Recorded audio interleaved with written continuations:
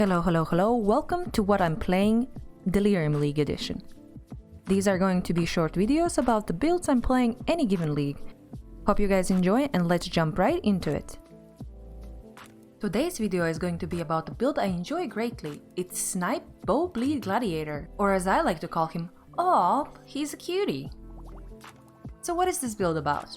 This build is all about stacking physical damage over time and taking advantage of the newly added unique helmet that provides you with a snipe skill, where we put in puncture to deliver one massive deadly bleed to bosses. As you probably know by now, I like leveling my characters with my endgame setup as soon as possible, but as this character was a respec of a failed meme build, I didn't have a chance to level it with puncture to get the feel for it so I could recommend it to others. I expect that it's probably possible to level it with puncture, but alternatively you can level this as a melee with lacerate for example, and respec later when you get key pieces of gear. Final skill tree should look something like this. For Ascendancy we pick Gladiator as it provides us with even more bleed juice. Ascendancy notables for this build are Blood in the Eyes, Gratuitous Violence, Outmatch and Outlast, and Arena Challenger. Let's talk currency now. This build is fairly cheap to get started with, but can become a little bit pricey if you decide to min-max. This build uses the following uniques: Asylum, Rislatus Coil, Lioness Fall, Watcher's Eye with Malevolence damaging elements you inflict deal damage faster mod, Medium Thread of Hope, and Glorious Vanity with Divine Flesh Keystone.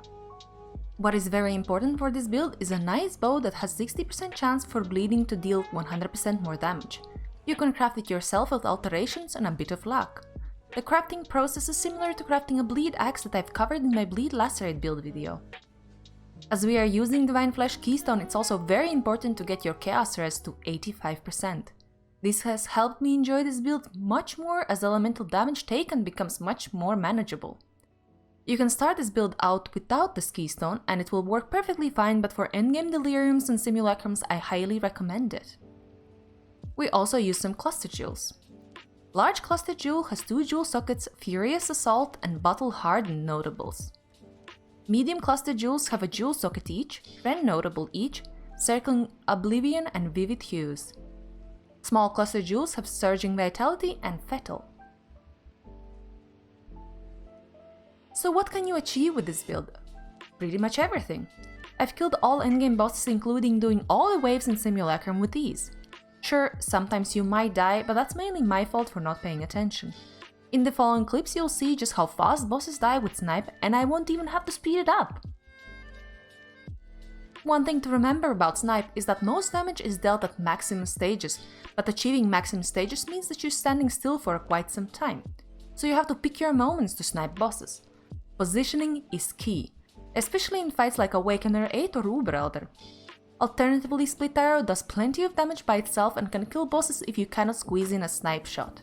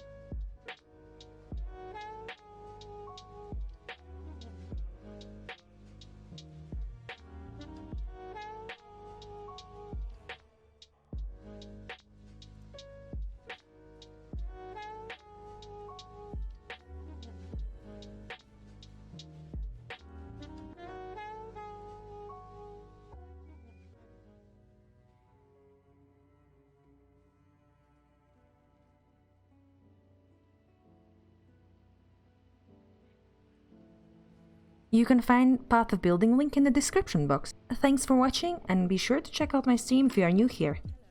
Bye, bye, bye.